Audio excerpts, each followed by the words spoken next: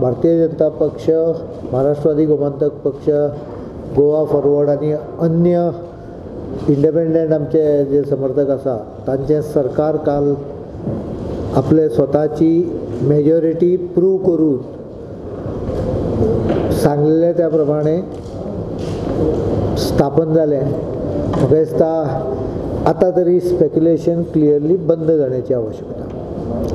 हे सरकार स्थिर उरतलें आनी 5 वर्सां उरतलें, कोणें चिंता करपाची गरज ना.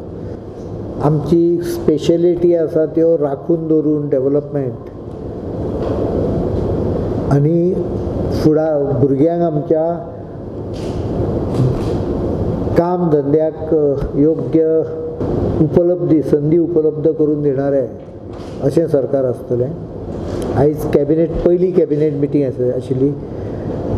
खूब गजाली नाशिल्ल्यो, पण एक म्हत्वाचो विशय आशिल्लो म्हणजे गव्हर्नराचे स्पीच. जे काही प्रश्न गोवा फॉरवर्डान काडलेले आसात, काही महाराष्ट्रवादी गोमांतक पार्टीन काडलेले आसात, काही इंडिपेंडंटांनी रेज केले आसात आपल्या मॅनिफेस्टोन.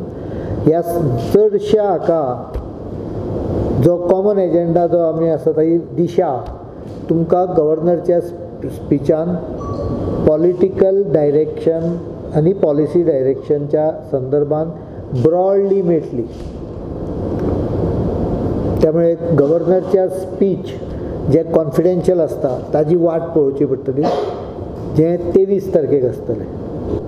दुसरो विशय आशिल्लो म्हणजे गोंयचे ॲडव्होकेट जनरल सुरेश लोटलीकर तांच्यांनी राजिनामो दिल्लो आसा आपलो, आनी ते मागीर एडिशनल ॲडव्होकेट जनरल जे आसा लवंदे तांकांच ॲडव्होकेट जनरल करप. कारण सगळे मॅटर ग्रीन ट्रिब्युनल आसत, म्हादय आसत किंवा हायकोर्टान आसत, चडशे मॅटर तेच हँडल करताले गेले अनेक दीस. त्यामुळे सरकाराक एक ब्रिफींग परत ॲडव्होकेट जनरल दिवपाची आवश्यकता पडची ना. त्यामुळे तांची नियुक्ती करपाचोय कॅबिनेट डिसिजन आयज मंजूर जाल्लो आहा.